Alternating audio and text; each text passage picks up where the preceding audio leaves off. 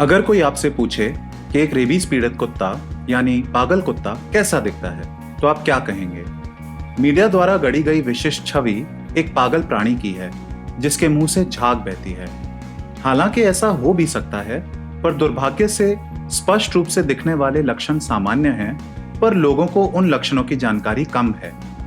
वास्तव में बीमारी के शुरुआती चरण में रेबीज पीड़ित कुत्ते आश्चर्यजनक रूप से सामान्य और सतर्क दिख सकते हैं, जबकि उनकी लार में दुनिया का सबसे घातक वायरस बह रहा होता है। इन लक्षणों के बारे में जागरूक होना रेबीज स्थानिक क्षेत्रों में रहने वाले या जाने वाले किसी भी व्यक्ति के लिए जीवन रक्षक साबित हो सकता है। जानवरों के साथ काम करने वाले व्यक्तियों के लिए यह विशेष रूप से महत्वपूर्ण है। इस वीडियो में दुनिया भर के मिशन रेबीज परियोजनाओं की फिल्मों को उपयोग कर हम आपको दिखाएंगे कि कुत्तों और अन्य जानवरों में आपको किन बातों पर नजर रखनी चाहिए। रेबीज कुत्तों के हालचाल को काफी प्रभावित करता है, पर कुत्तों के व्यवहार में जो बदलाव होता है वह रेबीज विषाणु के कारण होता है, न कि उनके खुद के व्यवहार के कारण। इसीलिए हर काटने वाला कुत्ता रेबीज पीड़ित नहीं होता और हर रेबीज पीड़ित कुत्ता काटता नहीं है। कुत्तों में रेबीज एक ऐसी बीमारी है जिसे कुत्तों के सामूहिक टीकाकरण से समाप्त किया जा सकता है। रेबीज के लक्षणों को जानकर आप इस बीमारी को नियंत्रित करने के प्रयासों का समर्थन करने के अलावा अपने परिवार और समुदाय की रक्षा करने में सक्षम हो सकते हैं। इस वीडियो का कुछ भाग आपको परेशान कर सकता है, लेकिन दुनिया भर के समुदायों को प्रभावित करने वाली इस बीमारी की यही वास्तविकता है। अन्य वीडियो में हम रेबीज नियंत्रण और अनावरण के बाद की रोकथाम की पहलियों को विस्तार से समझेंगे। रेबीज या तो उग्र रूप में प्रकट हो सकता है, जिसमें पीड़ित प्राणी अति सक्रियता दिखाता है, या फिर लकवाग्रस्त रूप में, जिसमें प्राणी कमजोर और पक्षाघात हो जाता है। लेकिन ध्यान रहे कि दोनों ही रूप तेजी से कोमा और मृत्यु की ओर प्रगति करते हैं। रेबीज के लक्षण जानवरों के बीच भिन्न हो सकते हैं, लेकिन सभी मामलों में निस्संदेह 10 दिनों के भीतर मृत्यु निश्चित है। पर अक्सर कर बीमारी के पहले लक्षण दिखने के 4 दिनों के भीतर मृत्यु हो जाती है। इसीलिए अगर एक रेबीज स्थानिक जगह में किसी जानवर की मृत्यु एक छोटी सी बीमारी के बाद हो जाती है, उस जानवर को रेबीज का शिकार मानना चाहिए। विश्व स्वास्थ्य संगठन एक कुत्ते को रेबीज का संदिग्ध मानता है यदि इनमें से कोई भी लक्षण उसमें मौजूद हो: अत्यधिक लार, पक्षाघात, सुस्ती, असामान्य स्वर, बिन वजह असामान्य आक्रामकता जो लोगों या जानवरों और निर्जीव वस्तुओं को काट सकता है। आइए एक एक करके इन लक्षणों को समझते हैं। हालांकि याद रखें कि कई रेबीज पीड़ित जानवर किसी एक समय में इनमें से केवल एक या कुछ ही लक्षण दिखा सकते हैं। रेबीज विषाणु जीभ और गले की मांसपेशियों के पक्षाघात का कारण बन सकता है। इससे जीभ ढीली हो सकती है, जबड़ा खुला रह सकता है और मुंह से लार टपक सकती है। इस लार में अक्सर रेबीज विषाणु की उच्च मात्रा होती है। यहाँ हम देख सकते हैं कि कुत्ता अपने पैरों पर अस्थिर है और साथ ही आप उसकी जीभ ढीली लटकी हुई देख सकते हैं। और इस कुत्ते में आप फड़कने के स्नायु विज्ञान विषयक यानी न्यूरोलॉजिकल लक्षण भी देख सकते हैं। रेबीज के लकवाग्रस्त रूप में कमजोरी, धीमी गति से चलना, चक्रीय गति और गलत समन्वय जैसे लक्षण आम हैं। कांपना, कपकपी और आक्षेप के न्यूरोलॉजिकल लक्षण भी आम हैं और अक्सर गलती से डिस्टेम्पर या किसी अन्य रोग के लक्षण माने जाते हैं। यह दौरे जैसी गतिविधि में प्रगति कर सकता है, जैसा कि इस कुत्ते में आप देख सकते हैं। रेबीज पीड़ित कुछ कुत्ते सुस्त दिखाई दे सकते हैं। उदाहरण के लिए वे अपनी आंखें खुली रखने में विफल रहते हैं, लेकिन उत्तेजित करने पर वे फिर एक बार सतर्क और आक्रामक हो जाते हैं। अन्य कुत्ते वशीभूत और गैर मिलनसार हो जाते हैं। ऐसे कुत्ते रेबीज के लकवाग्रस्त रूप के अधिक लक्षण दिखाते हैं। रेबीज विषाणु दिमाग के भी कुछ हिस्सों को प्रभावित करता है और आदिम व्यवहार को नियंत्रित करता है। इसीलिए रेबीज का एक सामान्य लक्षण आक्रामकता है। कुत्तों में इसके परिणाम स्वरूप वस्तुओं, लोगों और जानवरों को काटने का आग्रह हो सकता है, विशेष रूप से चलने वाली चीजों को। रेबीज के उग्र रूप को दिखाने वाले कुत्ते अक्सर पिंजरे के पास या अंदर रखी वस्तुओं पर हमला करते हैं। जैसा कि कुत्तों को फिल्म के इस हिस्से में दिखाया गया है, बाद में इन कुत्तों को रेबीज होने की पुष्टि हुई। इसीलिए इन कुत्तों को देखभाल के साथ संभालना विशेष रूप से महत्वपूर्ण है ताकि यह सुनिश्चित किया जा सके कि आवास क्षेत्रों में संभावित रेबीज से पीड़ित कुत्तों को स्पष्ट रूप से चिन्हित किया जाए और करीब आने वाले सभी व्यक्ति प्रशिक्षित हों और टीका लगाया हुआ हो। चूंकि विषाणु गले में मांसपेशियों के कार्य को प्रभावित करता है, इसीलिए कर्कश स्वर के साथ कुत्ते की भौंकने की आवाज में बदलाव हो सकता है।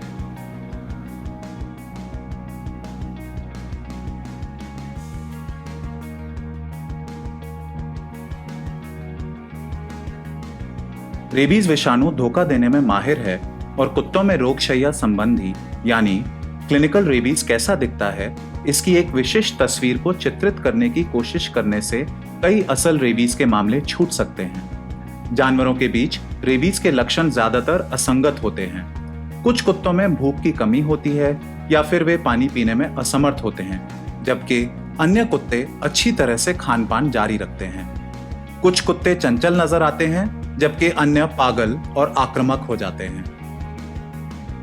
लोगों में रेबीज का एक सांकेतिक लक्षण पानी का डर या जलांतक होता है, लेकिन यह लक्षण कुत्तों में नहीं देखा जाता। इसीलिए ऐसा सोचना कि पानी पीने वाले कुत्ते रेबीज से ग्रसित नहीं हैं, यह एक गलत धारणा है।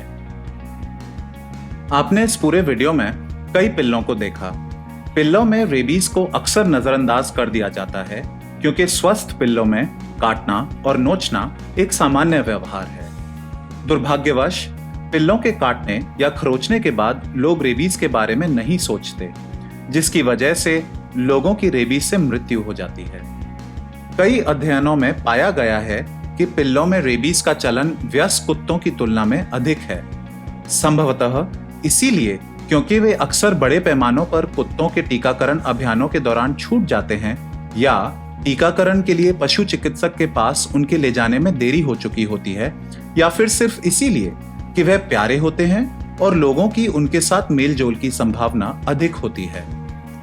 पिल्लों के काटने और खरोचने की ओर उसी तरह व्यवहार किया जाना चाहिए जैसा कि किसी अन्य कुत्ते के काटने को किया जाता है, और यह भी आवश्यक है कि कुत्तों के टीकाकरण अभियानों के दौरान सभी उम्र के पिल्लों को टीकाकरण के लिए ले जाया जाए। रेबीज के लक्षण केवल बदतर होते हैं, कभी बेहतर नहीं। इसीलिए जहां चिकित्सक अनिश्चित हो, वहां अलग करके यानी क्वारंटाइन में जानवर की निगरानी करने से बीमारी का आकलन किया जा सकता है। रोग विषयक लक्षण हमेशा कुछ ही घंटों या दिनों की अवधि में प्रगति करते हैं। जैसे इस मामले में यह कुत्ता 24 घंटों के भीतर कोमा में चला गया। दुख की बात यह है कि रेबीज से पीड़ित सभी कुत्ते कोमा में चले जाते हैं और पहले लक्षण दिखाने के 10 दिनों के भीतर उनकी मृत्यु हो जाती है। वर्तमान में कोई भी प्रभावी पशु चिकित्सा उपचार ज्ञात नहीं है। इस बीमारी की मृत्यु दर 100% है और दिलचस्प बात यह है कि रेबीज एकमात्र ऐसी बीमारी है जिसकी मृत्यु दर 100% है। इसीलिए ऐसे मामलों में जहां जानवर स्पष्ट रूप से पीड़ित हो, एक दर्दनाक मौत को रोकने के लिए कार्रवाई का सबसे अच्छा तरीका मानवीय सुख मृत्यु यानी ह्यूमेन यूथनेशिया है। कुत्ते रेबीज विषाणु के मुख्य प्रजाति हैं और इसीलिए कुत्तों से संचरण सबसे बड़ा जोखिम प्रस्तुत करता है। लेकिन याद रहे, कोई भी स्तनपायी रेबीज विषाणु से संक्रमित हो सकता है और अपनी लार के माध्यम से विषाणु को लोगों तक पहुंचाने की क्षमता रखता है। अधिकांश जानवर कुत्तों के लिए वर्णित संकेतों का ही विस्तार दिखाते हैं। बिल्लियों, गायों और अन्य प्रजातियों में उग्र और लकवाग्रस्त दोनों रूपों की सूचना मिली है। रेबीज निगरानी कार्यक्रमों के शुरुआती चरणों में अक्सर गायों में कुत्तों की तुलना में रेबीज के लक्षण अधिक बार रिपोर्ट किए जाते हैं। ऐसा उनके मालिक के साथ घनिष्ठ और लगातार मेलजोल के कारण होता है। गायों में रेबीज एक बड़ी समस्या की छोटी सी झलक है। इसलिए जहां गायों में रेबीज के मामले हैं, वहां अनिवार्य रूप से आसपास रेबीज की मुख्य आबादी बड़े पैमाने में होती है।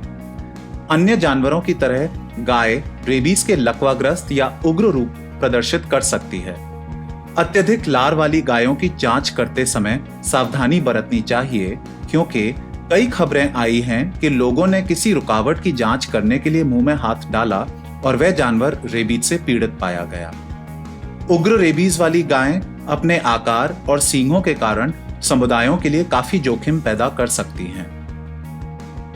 हम आशा करते हैं कि एक दिन इन जानवरों की यह वीडियो इस बीमारी की एक ऐतिहासिक दस्तावेज बनकर रह जाए।